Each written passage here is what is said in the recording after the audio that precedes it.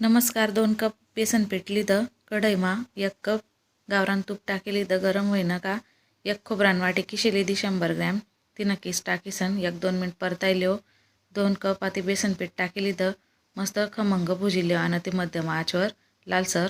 जास्त लाल नाही करानं. देखा असा रंग बदलना का तोलून भुजानं. आता दुसऱ्या कढईमा 1.5 कप पाणी टाक. 2 कप साखर टाकीसन हाई मस्त उकळलेवानं खळखळ.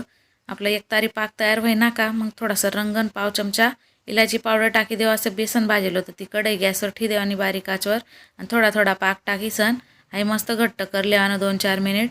आता एक ताटले आपण तूप लायलेवानं बर्फीनं मिश्रण टाकी लेवानं असं पसरायलेवानं एकसारखं करलेवानं वरून खोबरान किस किंवा ड्रायफ्रूट टाकी लेवाना 5 मिनिटं होईनात का त्याला असं चिरा पाडलेवाना बर्फीना चौकोनी आकार करली जात.